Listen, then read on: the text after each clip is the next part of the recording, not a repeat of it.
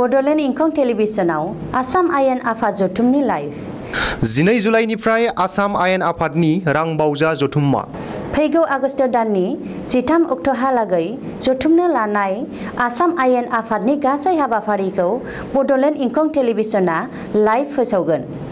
मुंख'नो गोनांदि बड'लेण्ड इंखं टेलिभिजनखौ केबल लोगोसे इउटिउबआव आरो गुबुन गुबुन बिजोङाव टेलिकास्ट खालामनाय जायो। बड'लेण्ड इंखं टेलिभिजनाव आसाम आयेन आफाद जथुमनि लाइभ 12 जुलाइनिफ्राय आसाम आयेन आफादनि रांबावजा जथुम्मा फैगौ आगस्ट दाननि 13 अक्ट'हालागै जथुमनो लानाय आसाम आयेन आफादनि गासै हाबाफारिखौ बड'लेण्ड इंखं टेलिभिजना लाइभ फोसावगोन।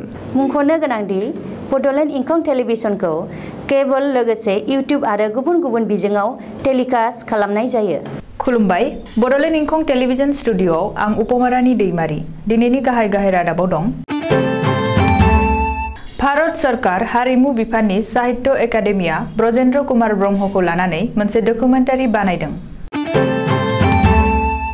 अनिल चन्द्र देउरीखौ VKWSC नि प्रिन्सिपाल सेक्रेटारि थिसनबाय। आबाद बिफाननि मावख'गिरिफोरा आबाद फोथाराव थांथारनांगोन बुंदों घनश्याम दास। सोर मन्त्रिनाव मा सोंथि सोंनांगौ बेखौ मिथिया आसामनि माखासे MLA-फोरा। सिडनी चिरां ब्लकआव सा 58 रायजोफोरा गावसुंथा हानजानि जोहै दाउ फिसिनानै जौगानो हादों। बागरगावनिफ्राय गुन्दामारासिम थांनाय लामायाव अग्रं दैसा दालांनि फारसे बाहागोआव खुरखानायाव थांनाय फैनायनि थाखाय हेंथा सोमजिदों। जायखिजाया समावनो जाब्रबथाय जानो हागौ। मेट्रिकनि नम्बर इभालुएसन खालामनायखौ सेबाया दोनथ'बाय। आजमल हिमन्तनि DNA-आ एखे। BJP-खौ देरहाहोनो थाखायनो AIUDF-आ कंग्रेसजों लोगो जादोंमोन। टकिय' अलिम्पिकआव बाहागो लाहैनायनि सिगां आसाम सोरखारा लाभलिना बरग'हायनो 7 लाख रांनि चेक गथायनायखौ आसाम आयेन आफादा बरायदों। दानिया आबुं रादाब।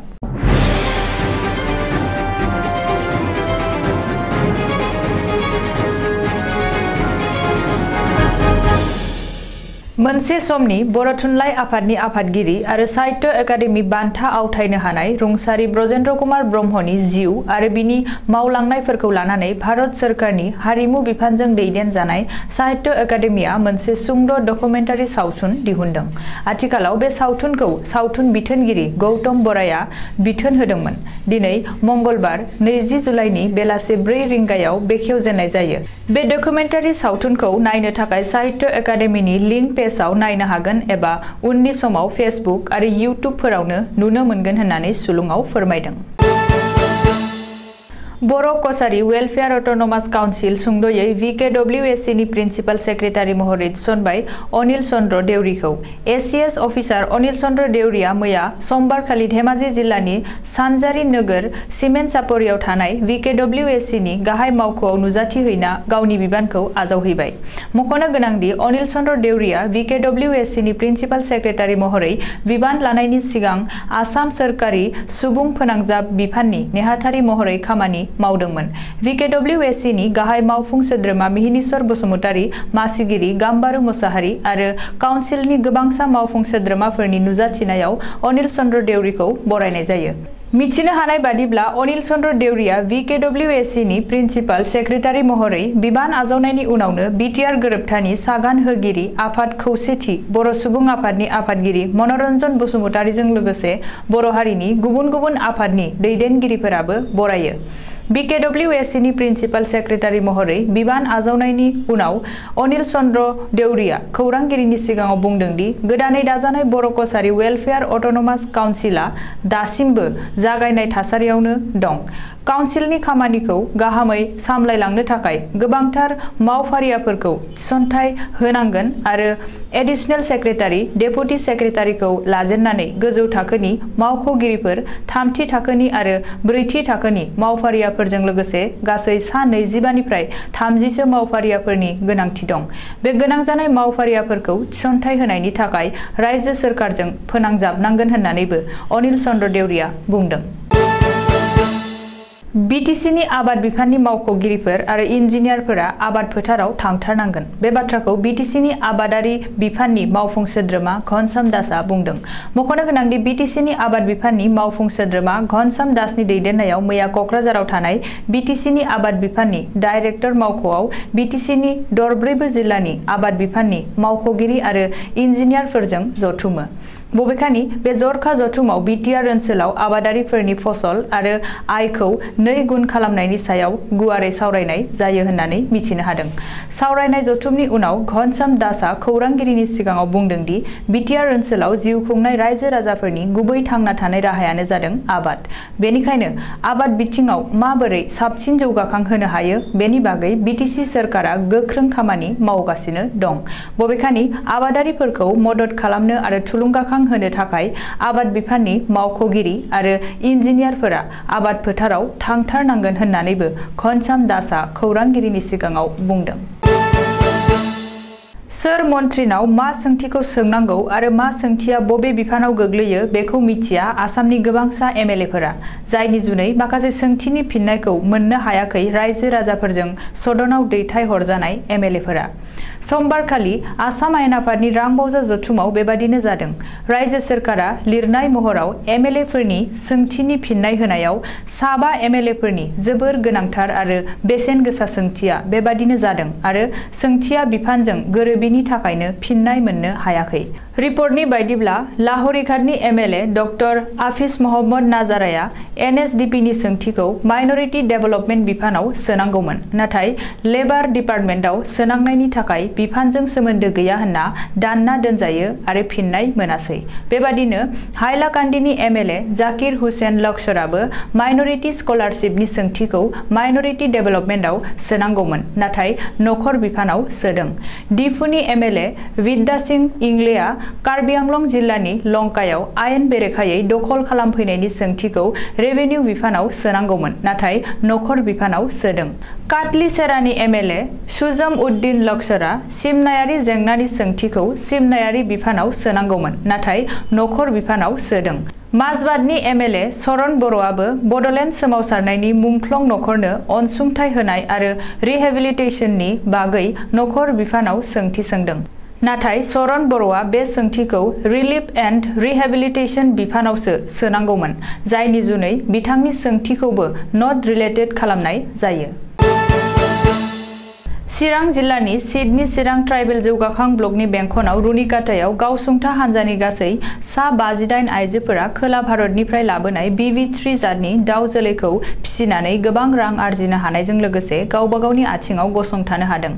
चिरां जिल्ला आसाम रायजोआरि गामि जौगाखां मिशननि मावख'गिरि गुनजित ठाकुरियाया मिथिहोदों दि बे आसनिनि जोहै चिरां जिल्लानि सिडनी जौगाखां ब्लकआव गाहाय सुंथा हान्जानि गासै सा 58 आइजोफोरनो साफायाव मा 50 BV3 जोलैनि दाउखौ खोला भारतनि अभिलाष हिसारी मुंनि मोनसे कम्पानिनि जोहै 22 सप्ता बैसोनि दाउखौ लाबोनाय जादोंमोन। बेनि अनगायैबो गुनजित ठाकुरियाया बुंबावदों दि आथिखालाव बै दाउ जोलैया एबा मासे दाउआ बोसोरसेयाव 300निबो बांसिन बिदै दैयो आरो लासै लासैनो जेब्ला जाय दाउफोरा बाङाय बिदै दैलाङो बै दाउखौ बेदर जानायनि थाखाय फानहरफिननाय जायो।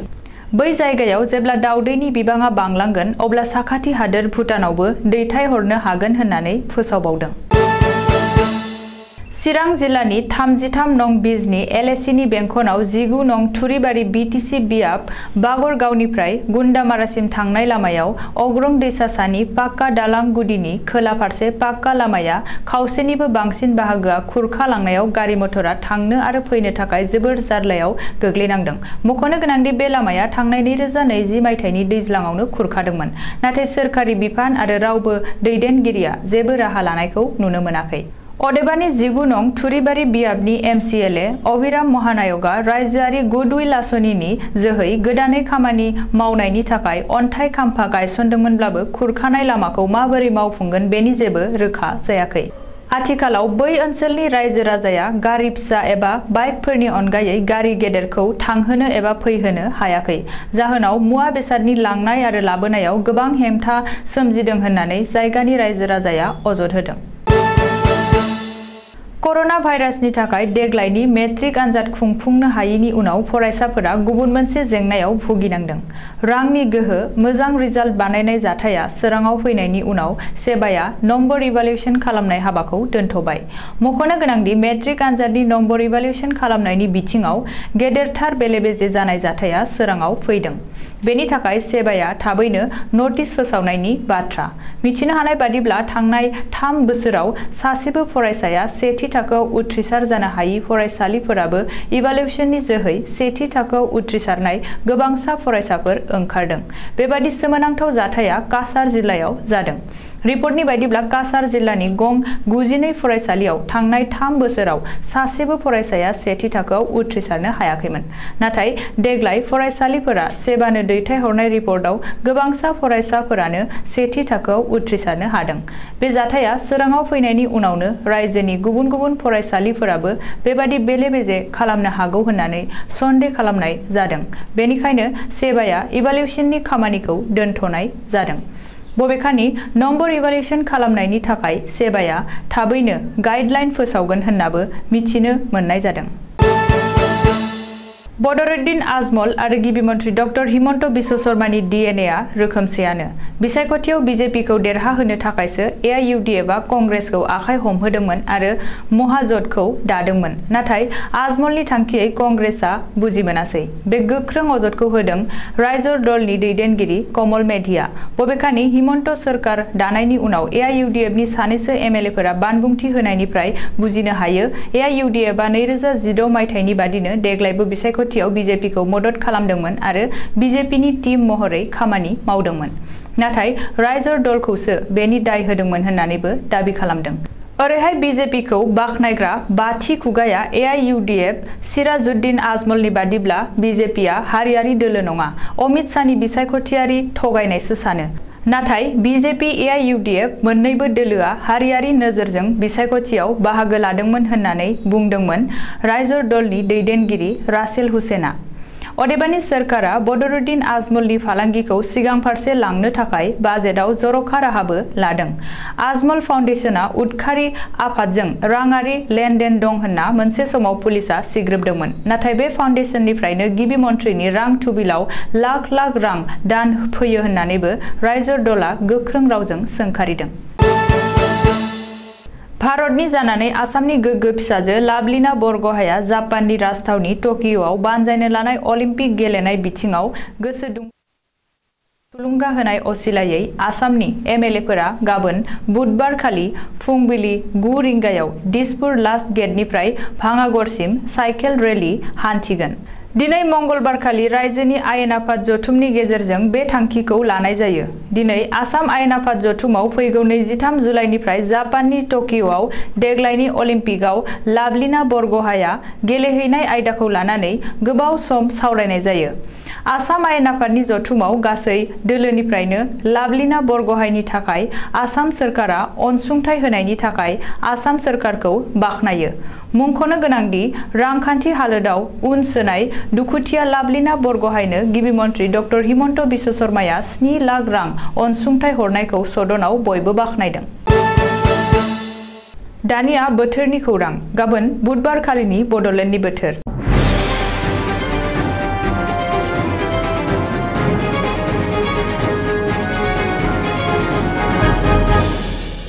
भारतनि बोथोर बिगियानख'नि सुलुं बादियै गाबोन बुधबार 21 जुलाइखालि बड'लेण्ड हालामनि अख्राङाव दोमैलुनायजों लोगोसे अखा हानाय आरो सान्दुंबो दुंनायनि इसारा दं। बड'लेण्डनि आवथायाव थानाय मोनब्रै जिल्लानि बोथोरनि गाबोननि सुलुंफोरा जाबाय फारियै क'क्राझार जिल्ला। गाबोन क'क्राझार जिल्लायाव बोथोरा 32 डिग्री सेल्सियास जागोन। फुंबिलि समाव अखा दोमैनाय आरो अखा हानाय लोगोसे सान्दुं दुंनोबो हागौ। सानजौफु समाव अखा दोमैनायजों लोगोसे अखा हानाय आरो सान्दुं दुंनायनि इसारा दं। थिग बेबादिनो हरनि समाव अखा दोमैनायजों लोगोसे एसे बिबांनि अखा हानायनि इसारा दं। चिरां जिल्ला।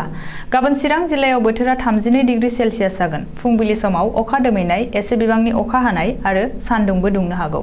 सानजौफु समाव अखा दोमैनाय, अखा हानाय आरो सान्दुंबो दुंनो हागौ। थिग बेबादिनो हरनि समावबो अखा दोमैनायजों लोगोसे एसे बिबांनि अखा हानो हागौ। बाक्सा जिल्ला गाबोन बाक्सा जिल्लायाव बोथोरा 32 डिग्री सेल्सियास जागोन। फुंबिलि समाव अखा दोमैनाय, एसे बिबांनि अखा हानाय आरो सान्दुंबो दुंनो हागौ। सानजौफु समावबो अखा दोमैनाय, अखा हानाय आरो लोगोसे सान्दुंबो दुंनो हागौ। थिग बेबादिनो हरनि समावबो अखा दोमैनायजों लोगोसे एसे बिबांनि अखा हानायनि जाथावना दं। उदालगुरि जिल्ला गाबोन उदालगुरि जिल्लायावबो बोथोरा 32 डिग्री सेल्सियास जागोन। फुंबिलि समाव अखा दोमैनाय, एसे बिबांनि अखा हानाय आरो सान्दुं दुंनायनिबो इसारा दं। सानजौफु समावबो अखा दोमैनाय, अखा हानाय आरो सान्दुंबो दुंनो हागौ। थिग बेबादिनो हरनि समावबो अखा दोमैनायजों लोगोसे एसे बिबांनि अखा हानायनि इसारा दं। दिनैनि रादाबा एसेनोसै, गोजोन्थों।